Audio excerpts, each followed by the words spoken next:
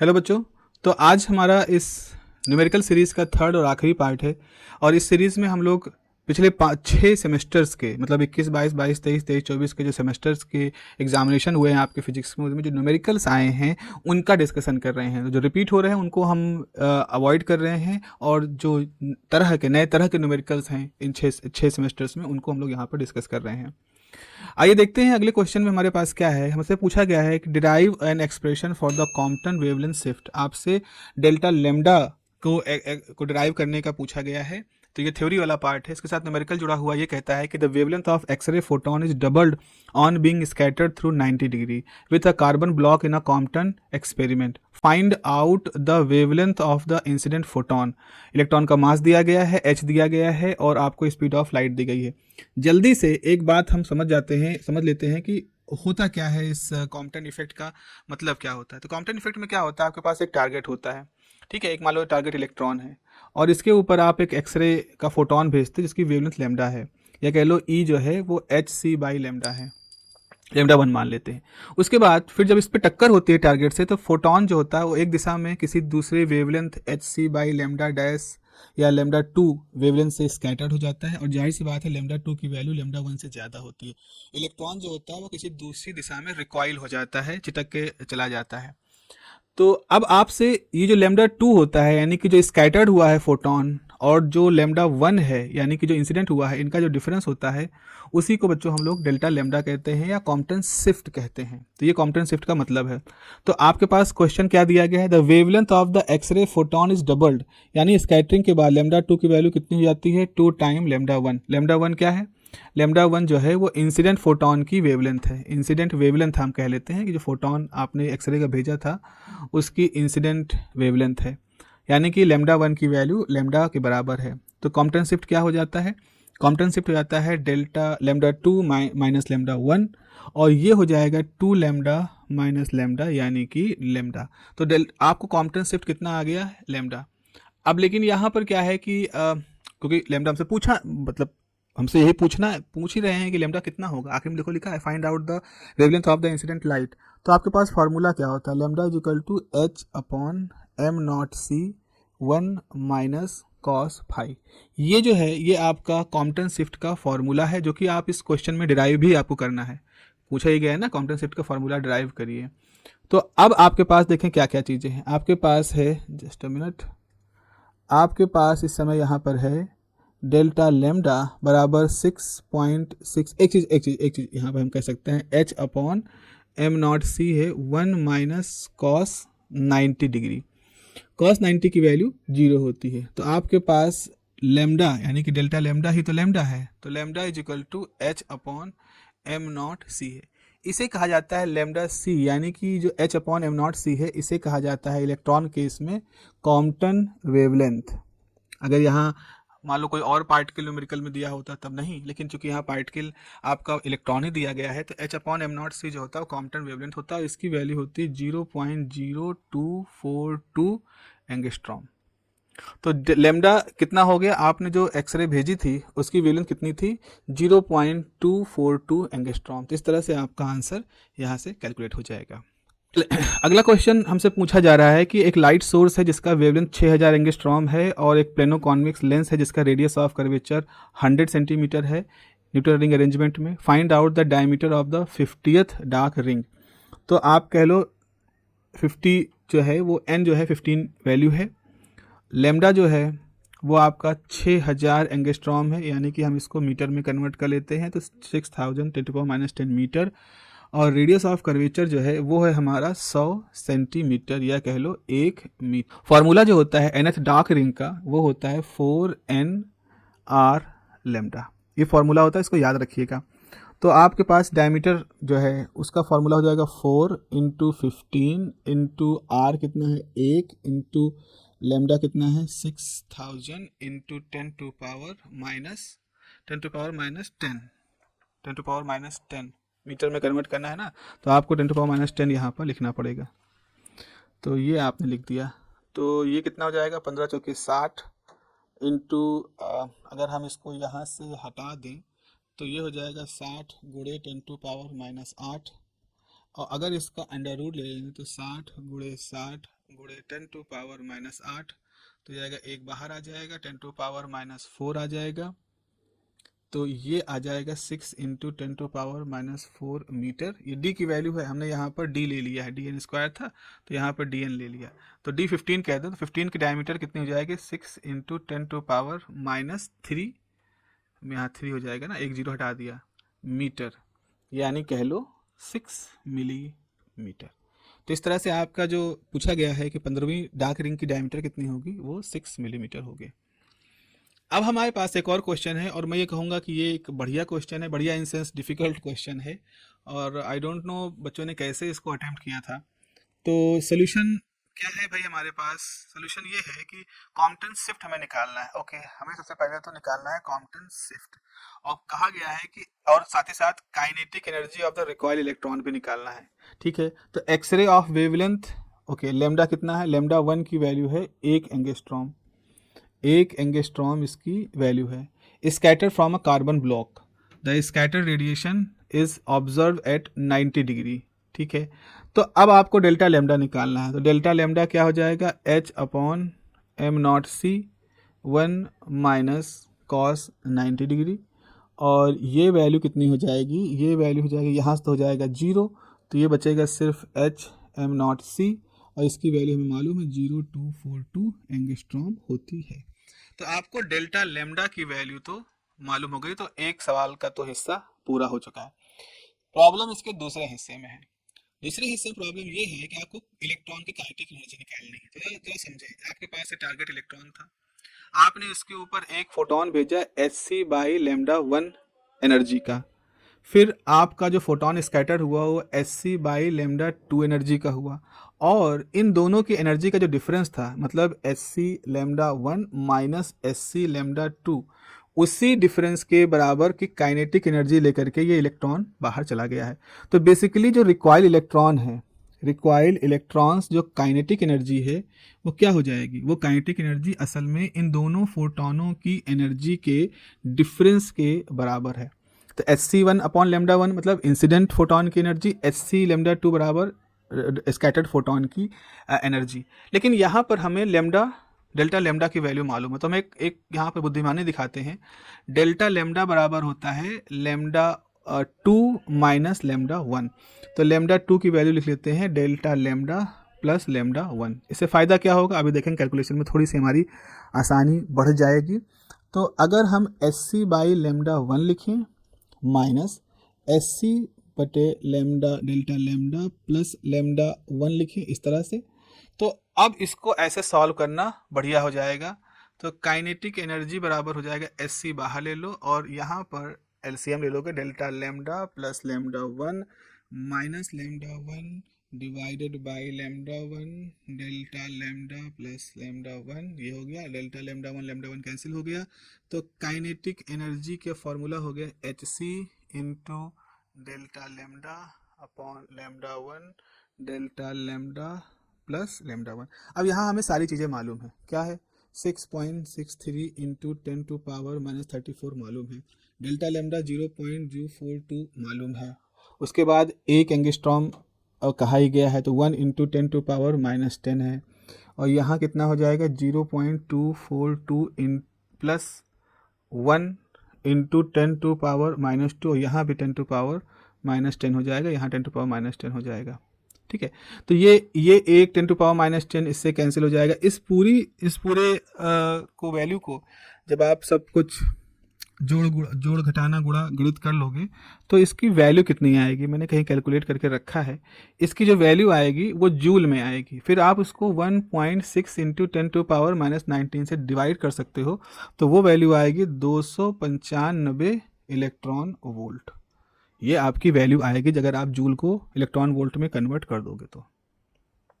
ठीक है, चलिए आगे बढ़ते हैं, अच्छा क्वेश्चन है। अगला क्वेश्चन हमारे पास ये है कि find assume that the all the energy from 1000 watt lamp is radiated uniformly. तो आपके पास एक लैंप है जिससे हर तरफ समान रूप से ऊर्जा बाहर जा रही है, इसकी पावर कितनी है 1000 वाट। वाट मतलब होता है इतनी एनर्जी, इतनी जूल एनर्जी पर सेकेंड ये एमिट कर रहा है, इतना ये इसका वाट है। Calculate the average value of the intensity, तो हमें क्या निकालनी है, average value of intensity, intensity word को हाईलाइट करना होगा क्योंकि इसी के ही इर्द गिर्द हमारा प्रॉब्लम का सोल्यूशन जुड़ा हुआ है, intensity of the electric and magnetic field. तो यानी यहाँ हमसे पूछा जा रहा है ए नॉट की वैल्यू और एच नॉट की वैल्यू, यही है एवरेज वैल्यूज ऑफ इंटेंसिटी। अब ये क्या होते हैं हम लोग बात करेंगे। फील्ड ऑफ रेडिएशन अब and magnetic field of radiation at a distance of 2 metre from the lamp. तो अगर आप लैम्प से 2 मीटर की दूरी पर, आप 2 मीटर की दूरी पर आप किधर भी खड़े हो सकते हो भाई, 2 मीटर की दूरी पर आप यहाँ भी खड़े हो सकते हो, यहाँ भी खड़े हो सकते हो, यहाँ भी कहीं भी खड़े हो सकते हो। तो बताओ आपको कितनी इंटेंसिटी मिलेगी। तो सबसे पहले तो आपको ये समझना पड़ेगा कि इंटेंसिटी बराबर क्या होता है। इंटेंसिटी बराबर जितनी एनर्जी डिलीवर हो रही है पर यूनिट एरिया। तो यहाँ पर आपको 1000 वॉट यानी इतनी एनर्जी पर सेकंड मिल रही है, और एरिया कितना है, क्योंकि आपने 2 मीटर की दूरी यूनिफॉर्म डिस्टेंस की बात की है, यानी कि आप स्फेयर की बात करो, यूनिफॉर्म डिस्टेंस हर तरफ रेडियस ही होता है। तो ये जो है आपको जो सरफेस एरिया होगा आप पाई आर स्क्वायर की बात करोगे, क्योंकि आप कहीं भी खड़े हो सकते हो, तो आपको हर जगह पर यूनिफॉर्मनेस है, तो कहीं पर भी आपको जो total energy per unit area same होगा। तो आपने इसको पाई आर स्क्वायर कर दिया, तो ये हो जाएगा 1000 वॉट डिवाइड बाई आर है 2 मीटर, तो जाएगा 4 अपॉन पाई, यानी कि ये हो जाएगा 250 अपॉन पाई, जाहिर सी बात है वॉट पर मीटर स्क्वायर। तो वॉट पर मीटर स्क्वायर जो होता है वो इंटेंसिटी का फॉर्मूला होता है। तो आपके पास ये मिल गया। अब ये जो आपने एनर्जी निकाली है इसका फॉर्मूला क्या होता है, एस बराबर जो होता है पॉइंटिंग थ्योरम से वो ई क्रॉस एच होता है। आपने जो निकाला है वो ई क्रॉस एच होता है। अब यहाँ पर दोनों के बीच में एंगल कितना होता है, साइन 90 डिग्री। तो आप लिख सकते हो कि ई एच और साइन 90 1 होता है। इसकी वैल्यू कितनी आपने निकाली है, 250 अपॉन पाई, ई एच की वैल्यू निकाली है। एक चीज आपने और पढ़ी है, कैरेक्टरिस्टिक वेव जो इम्पिडेंस होता है वो होता है ई बाई एच 377 ओम। तो एक तो आपके पास ई मल्टीप्लाई बाई एच है 250 बटे पाई, एक है ई बाई एच है 377 ओम। सो अब आप क्या करो, इसको मल्टीप्लाई करो, ई एच को मल्टीप्लाई कर दो ई बाई एच से, तो जाएगा 250 अपॉन पाई मल्टीप्लाई बाई 377। तो एच कैंसिल हो गया, तो यहाँ से आपके पास ई स्क्वायर जो है वो बचेगा 250 377 बटे पाई। तो आपके पास ई की वैल्यू कितनी आ जाएगी, अंडर रूट 250 377 बटे पाई। इसकी वैल्यू मैंने कैलकुलेट करके रखी है और वो आती है 29996.8 वोल्ट पर मीटर। तो नहीं सॉरी, ये इसकी वैल्यू नहीं है, तो इसकी वैल्यू जो आती है वो आती है 173.19 वोल्ट पर मीटर। अब यहीं से अगर आप फार्मूले का इस्तेमाल करो तो एच की वैल्यू क्या लिख सकते हो, एच की वैल्यू लिख सकते हो ई बटे 377। तो 173.19 बटे 377, इसकी जो वैल्यू होगी वो आती है 0.46 एम्पियर, जो कि एच ऑलरेडी बहुत छोटा होता है। अब यहाँ पर आपसे पूछा गया है कि एम्पलीट्यूड एवरेज इंटेंसिटी बताओ, तो ई नॉट पूछा गया है, और जो ई नॉट होता है वो ई बाई रूट 2 होता है। तो आपने ई की वैल्यू ऑलरेडी नोट की है 173.19 गुणे रूट 2। इसकी वैल्यू आपके पास जो आ जाएगी वो हो जाएगी 244.89 वोल्ट पर मीटर। ऐसे ही एच जीरो की वैल्यू हो जाएगी एच इंटू रूट 2, तो ये 0.46 है, इसको रूट 2 से मल्टीप्लाई कर दोगे तो आपके पास वैल्यू आ जाएगी 0.65 एम्पियर पर मीटर। तो इस तरह से आपके पास ई नॉट की वैल्यू भी आ गई और ई जीरो की वैल्यू भी आ गई। ठीक है, ये न्यूटन रिंग का है। ये इससे पहले हम लोगों ने डायमीटर वाले बात की है, तो ये वैसा ही क्वेश्चन है, एक बार इसको लगा लीजिएगा, तो रिपीट सा हो गया है ये क्वेश्चन। ये जो क्वेश्चन आया है इसको मैं खासतौर से बताना चाह रहा था, ये ऐसा क्वेश्चन है जो कि जेई वगैरह में भी पूछा जाता है, 12th में भी ये बड़ा अच्छा क्वेश्चन माना जाता है, लेकिन इन्होंने अब बीटेक फर्स्ट ईयर में दे दिया है, तो ठीक है, दे दिया तो दे दिया, कोई बात नहीं, हम लोग इसको और अच्छी तरह से समझ करके इस बार करेंगे। और ये बड़ा ही महत्वपूर्ण क्वेश्चन है, क्योंकि इस तरह के खतरनाक क्वेश्चन हमेशा खतरे में रहते हैं कि आ जाएंगे। देखो यहाँ पर क्या लिखा है कि diffraction pattern of a single slit of width this 0.5 centimetre is found by a lens of focal length 40 centimetre. Calculate the distance between the first dark and the next bright fringe. ये अपने आप में पूरा एक video बना सकने वाला question है, मतलब पूरे का पूरा एक वीडियो इस अकेले क्वेश्चन पे बना सकते हैं। तो मैं आपको ये अलग से ही समझाऊंगा, पूरा डायग्राम बना के। अभी हम इसको इस सेक्शन में छोड़ रहे हैं, इसके बाद जस्ट एक 10-15 मिनट का ही सही एक वीडियो बना के इसको पूरी तरह से समझाएंगे। आते हैं मैं नॉर्मल क्वेश्चन की तरफ। तो हमारा एक और क्वेश्चन है, ऑप्टिकल फाइबर का क्वेश्चन है। वी नंबर निकालने की बात आ रही है यहाँ पर। वी नंबर ऑफ मोड जो होते हैं सपोर्ट करता है कोई आपका जो आपका जो भी सिस्टम है ऑप्टिकल फाइबर का। तो फॉर्मूला क्या होता है, वी बराबर होता है 2a pi by lambda under root n1 square minus n2 square. यहाँ पे n1 वही कोर का रिफ्रैक्टिव इंडेक्स है, n2 जो है क्लैडिंग का रिफ्रैक्टिव इंडेक्स है। अब यहाँ पर a क्या होता है, a होती है रेडियस, a होता है रेडियस। तो जाहिर सी बात है d जो होगा वो डायमीटर होगा, और क्वेश्चन में क्या दिया है, डायमीटर 40 माइक्रोमीटर, डायमीटर 40 माइक्रोमीटर है। रिफ्रैक्टिव इंडेक्स n1 कितना है, 1.55 है, n2 कितना है, 1.50 है। अच्छा, वेवलेंथ कितनी है, वेवलेंथ है 1400 इंटू 10⁻⁻9 नैनोमीटर है, तो 10⁻⁹ मीटर है। Calculate the number of mode, तो वी निकालना है आपको। अब वैल्यू रख दो, 2a बराबर डी कितना होता है, 40 into 10⁻⁻6 into 3.14 divided by lambda कितना है, 1400 इंटू 10⁻⁹। और यहाँ पर है आपके पास 1.55 का स्क्वायर माइनस 1.50 का स्क्वायर। ये सब कुछ सॉल्व करोगे, जब आप ये सब कुछ जब सॉल्व करोगे तो आंसर आएगा 34.09, यानी कि वी वैल्यू लगभग आ गई 34। इसका मतलब है इतने नंबर ऑफ मोड्स होंगे जो कि ये आपका सपोर्ट करेगा उसके अंदर मोशन के दौरान। तो ये है हमारे पास श्रोडिंगर इक्वेशन। अब अगला क्वेश्चन जो है हमारे पास है Schrodinger equation of A particle in one dimensional box. तो आपसे पूछा गया है कि शो करो डिस्क्रीट होती है। इसका क्वेश्चन पूछ रहे हैं कि an electron is trapped in one dimensional box of length 1 angstrom, find the amount of that must be supplied to excited state electron from the ground state to first excited state. तो आप यहाँ से E1 की value निकाल सकते हो। E1 की value की फॉर्मूला क्या होता है, n square pi square h cross square 2ml square. तो जो E1 की वैल्यू होगी वो n की वैल्यू रखोगे तो जाएगा pi square h cross square 2ml square. First excited state के लिए आपको n की वैल्यू 2 रख दोगे तो n square 4 pi square h cross square 2ml square. तो आपसे पूछा जा रहा है कि अगर एक ग्राउंड स्टेट में कोई इलेक्ट्रॉन है और उसको फर्स्ट एक्साइटेड स्टेट में भेजना है तो कितनी एनर्जी आपको लगानी पड़ेगी, यानी आपको E2 minus E1 that is 4 pi square h cross square 2ml square minus pi square h cross square 2ml square, यानी कि pi square h cross square 2ml square 4 minus 1 यानी कि 3 pi square h cross square 2ml square. ये आपकी value आएगी। अब यहाँ पर आपको h की वैल्यू रख देनी है, m की वैल्यू रख देनी है, l की वैल्यू रख देनी है इलेक्ट्रॉन के लिए, बस आपका यहाँ से आंसर निकल आएगा। प्लीज़ तो करके आप एक बार अपने आप से देख लीजिएगा। अगला क्वेश्चन हमारे पास है स्किन डेप्थ का। तो स्किन डेप्थ का जो क्वेश्चन है इसमें स्किन डेप्थ आपको कैलकुलेट करनी है। तो आपको फॉर्मूला क्या मालूम है कि जो स्किन डेप्थ होती है उसका फॉर्मूला होता है लेमडा बराबर under root 2 omega mu conductivity. अब क्वेश्चन देखो, क्वेश्चन में ये दिया गया है कि calculate the skin depth of silver at 10⁸ hertz. तो ओमेगा कितना दिया गया है, 10⁸ नहीं आपको ओमेगा नहीं दिया, आपको एफ दिया गया है। तो ओमेगा बराबर क्या हो जाएगा, कैलकुलेट द यही है 2 पाई एफ। तो 2 इंटू 3.14 इंटू 10⁸ हर्ट्ज। ठीक है ओके। तो अब यहाँ पर म्यू कितना दिया गया है, 4 पाई इंटू 10⁻⁻7। कंडक्टिविटी दी गई है 3 इंटू 10⁻7 महो पर मीटर।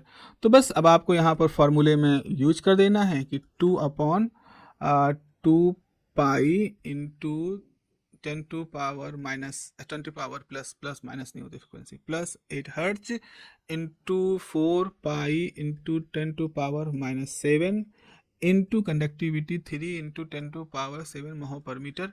अब ये 2 कैंसिल हो गई। सब कुछ जब आप यूज कर लोगे तो आपकी वैल्यू आएगी 0.23 मिलीमीटर। आप प्लीज़ इसको अभी घर पे हो तो कैलकुलेट करके अपने देख लेना कैलकुलेटर से, अगर कुछ ऊपर नीचे हो तो आप इसको प्लीज़ करेक्ट कर लीजिएगा। ये वाला क्वेश्चन हम इससे पहले वीडियो नंबर 2 में कर चुके हैं। ये वाला क्वेश्चन वीडियो नंबर 2 में ऑलरेडी एक बार कर चुके हैं, तो इसको आप देख लीजिएगा, ये वहीं से रिपीट सा हो रहा है, क्वेश्चन कॉपी करने में रिपीट हो गया है। अगला क्या है, responsible for the loss of the power through when the mean optical fibre 5 kilometre. अच्छा चलिए, ये हमारा क्वेश्चन है जो कि हम लोग यूज करते हैं अब लॉस के में। तो लॉस वाला फार्मूला क्या था?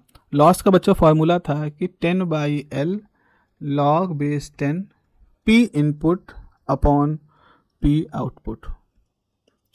ठीक है, इस तरह का हमारे पास ये एक फॉर्मूला था जो कि लॉस वाला है। और इस तरह का एक क्वेश्चन इससे पहले वाला जो हमारा सेक्शन गुजरा है वहाँ पर हम लोगों ने किया है इस तरह का क्वेश्चन।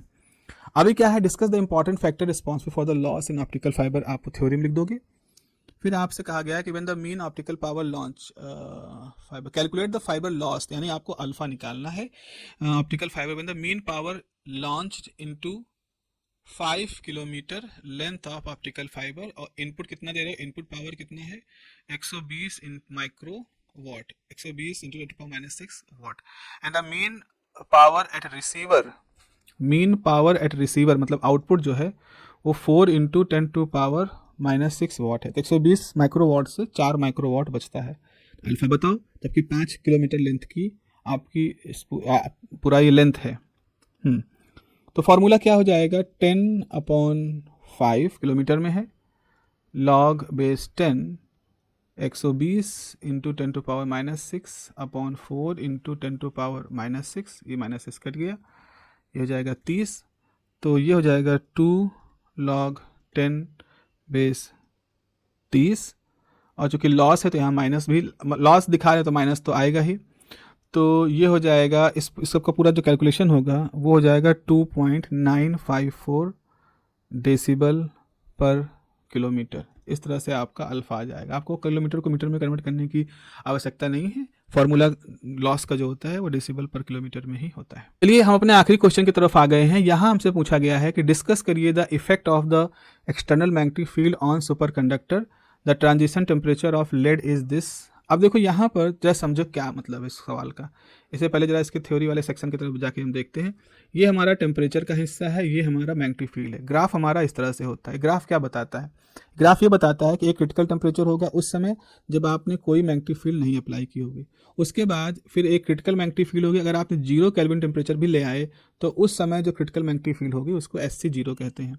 अच्छा मान लो आपने कोई टेम्परेचर T रखा है, तो उस टेम्परेचर पर सुपर कंडक्टिविटी बनाए रखने के लिए हम जो क्रिटिकल मैग्नेटिक फील्ड रखेंगे वो HCT से कम रखेंगे। तो यहाँ 3 चीज़ें हैं, एक तो 0 मैग्नेटिक फील्ड पर क्रिटिकल टेम्परेचर TC, एक 0 टेम्परेचर पर क्रिटिकल मैग्नेटिक फील्ड SC0, एक किसी टेम्परेचर T पर कोई क्रिटिकल मैग्नेटिक फील्ड SCT। तो फार्मूला क्या होता है, HCT is HC0 1 - T square by TC square. तो यहाँ पर स्क्वायर है, तो पैराबोलिक मामला यहाँ पर है, वो यहाँ डायग्राम में दिख भी रहा है। अब क्वेश्चन क्या है, गिवन भाई हमारा क्वेश्चन क्या दिया गया, हमारे क्वेश्चन में दिया गया है the transition temperature of lead is 7.2। तो ट्रांजिशन टेम्परेचर ही क्रिटिकल टेम्परेचर होता है, 7.2 केल्विन है। However, at temperature 5 Kelvin, it lose the superconductivity properly subjected to magnetic field this। तो अगर आपने इस मैग्नेटिक फील्ड को एग्जैक्टली अप्लाई कर दिया तो सुपर कंडक्टिविटी वहाँ से गायब हो जाएगी। तो ये SC है। अब आपसे पूछा गया find the maximum value of H which allow the metal to retain superconductivity at 0 kelvin. तो 0 केल्विन पर भी अगर रिटेन करना चाहते हैं तो कितनी मैग्नेटिक फील्ड लगानी पड़ेगी ये आपको बतानी है। तो ठीक है, HCT बराबर क्या हो गया, SC। देखो अब यहाँ फार्मूले में रखते हैं, इस फार्मूले को हम यहाँ पर यूज करते हैं। तो आपके पास है 3.3 इंटू 10⁴ बराबर HC0 1 - T स्क्वायर कितना है 5 का होल स्क्वायर, TC कितना है 7.2 का होल स्क्वायर। ये आपका फॉर्मूला हो गया। तो यहाँ पर हम क्या कर सकते हैं, सोल्यूशन थोड़ा सा कैलकुलेटिव तो होगा ही, थोड़ा सा कैलकुलेटिव होगा। तो just let me do this, ये हो गया। तो यहाँ से HC0 जो हो गया वो आ जाएगा 3.3 into 10⁴ divide by 1 - 5 square upon 7.2 का होल स्क्वायर दिस। इसकी जो कैलकुलेशन के बाद जो वैल्यू आती है वो 6.37 into 10⁴ ampere per. This is all about this question session. तो ये जो थर्ड पार्ट था हमारा यहाँ पे फिनिश होता है। होप आपने इन चीज़ों को पूरा देखा होगा, सारे लेक्चर्स देखे होंगे, भगा भगा कर नहीं देखा होगा, चीज़ों को समझा होगा। और मेरी पूरी शुभकामनाएं आपके साथ है कि आपका पेपर बहुत अच्छे से जाए, आप अच्छे से एग्जाम पास करें, अच्छे नंबर लाएं। अपना ख्याल रखिए। Have a nice day, take care, bye bye.